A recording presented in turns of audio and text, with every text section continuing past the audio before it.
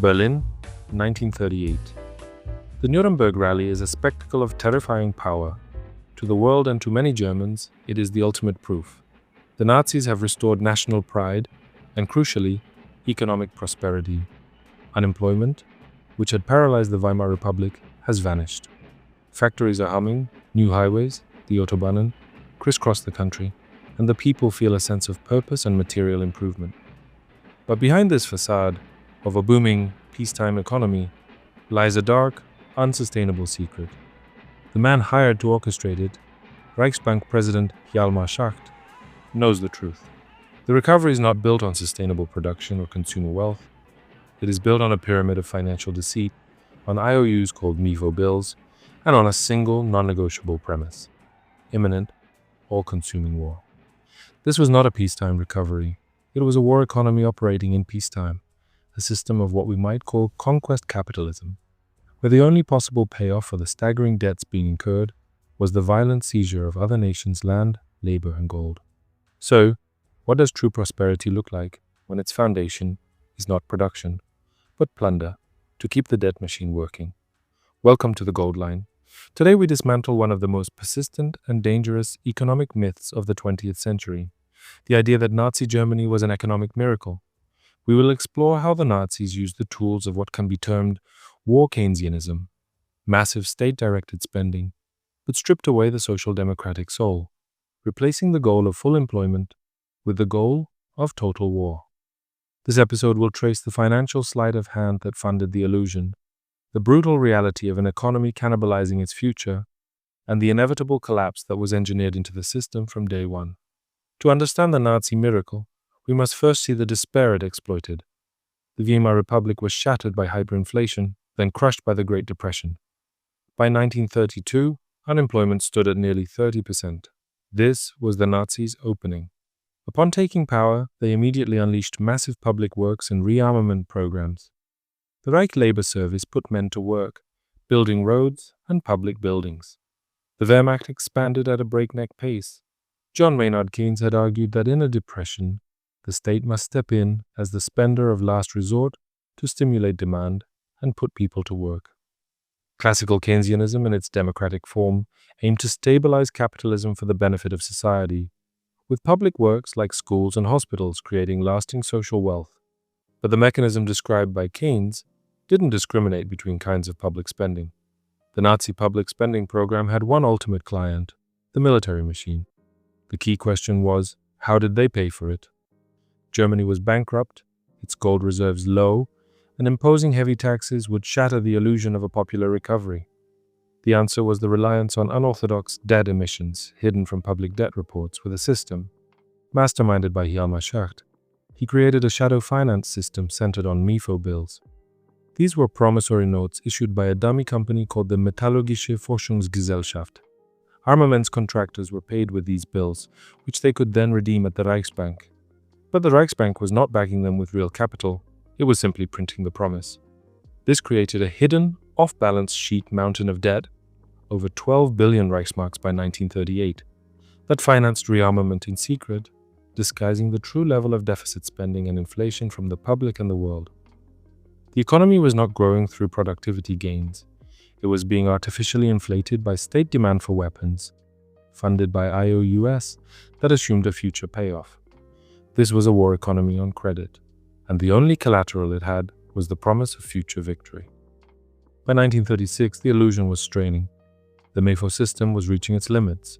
Resources were being diverted so completely to rearmament that consumer goods became scarce. Butter, meat, and clothing were rationed even before the war began. The famed Volkswagen or People's Car project saw not a single civilian model delivered. Its factory was repurposed for war. This is the essence of Conquest Capitalism. A system that has mortgaged its present for military buildup faces a stark choice: collapse under its own debts, or seize the assets of others to pay them. The Nazi regime explicitly chose the latter.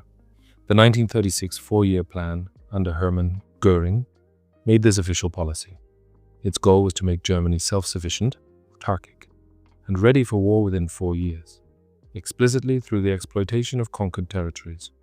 War was not an unfortunate outcome of Nazi aggression, it was the necessary economic program. The invasion of Poland, Czechoslovakia, and later Western Europe and the Soviet Union was a campaign of asset stripping. It was economic policy by other means. The Nazis looted national treasuries, seized industrial plants, confiscated food supplies, and enslaved millions to work in German factories and mines. The wealth of occupied nations was directly funneled back to prop up the Reich's finances. For the average German, the pre-war prosperity was always a mirage. It was a brief period of employment secured by placing a catastrophic, nation-destroying bet. Their wages were stable, but there was little to buy. Their streets were clean and their highways modern, but their economy was a predator, consuming itself from within until it could find external victims. When the tide of war turned after 1943, the entire edifice collapsed into ruins, leaving a country physically devastated and morally bankrupt. There was no miracle, only a meticulously planned and catastrophically executed robbery that ended in the bankruptcy of the thief. The Nazi experience stands as the darkest possible example of a permanent warning. An economy that becomes dependent on militarization for its vitality is walking a perilous tightrope over the abyss. Today, we hear distinct, if far less extreme, echoes of this logic. In the face of sluggish growth, deindustrialization, and geopolitical tension, Western governments are once again turning to military and security spending as a primary economic lever. The debate around modern military Keynesianism is resurgent. Proponents argue that defense spending creates high-tech jobs, drives innovation in sectors like aerospace and computing, and stimulates demand. They point to the post-war boom, arguably fueled by Cold War spending, as a model. The recent passages of massive defense budgets in the United States and across Europe are justified not only on security grounds, but implicitly on economic ones, as a way to revitalize industrial bases and secure supply chains. But the ghost of the 1930s asks us urgent questions. When does necessary defense become a permanent war economy? What are the opportunity costs when trillions are funneled into weapon systems, at a time where debt is spiking and the welfare state crumbling? Does this model, like its darkest predecessor, create a powerful domestic constituency, the so-called military-industrial complex, that has a vested interest in perpetual tension and conflict? The Nazi case shows us the terminal point of this logic, an economy that can only prosper by defining an external enemy and mobilizing for its destruction. The underlying economic temptation remains to use the state's spending power not to build a society's lasting peaceful wealth, but to feed an industrial machine whose ultimate product is devastation. The myth of Nazi economic prosperity is a dangerous fable because it divorces economic outcomes from their political and moral foundations. It suggests that full employment and national pride can be achieved through financial trickery and by redirecting all human and material effort toward destruction. True prosperity is generative. It creates wealth that circulates, improves living standards, and builds a future. The Nazi economy was extractive and terminally consumptive. It consumed Germany's financial integrity, then consumed the resources of Europe, and finally consumed Germany itself in a firestorm of its own making. The lesson is not that all state-led spending is bad. The lesson is about ultimate purpose. Is the state acting as a planner for the life of its society, or as a quartermaster for its death by total war? As we witness a new global shift toward great power competition and the remilitarization of economic policy, we must look beyond the short-term jobs reports and stock market rallies tied to defense contracts. We must ask, what kind of economy and what kind of society are we ultimately building? Are we investing in our collective capacity to live or in our capacity to destroy? The most perilous economic myth is the one that convinces us the latter can sustainably achieve the former. This has been the Gold Line. Until next time, understand the past to navigate the future.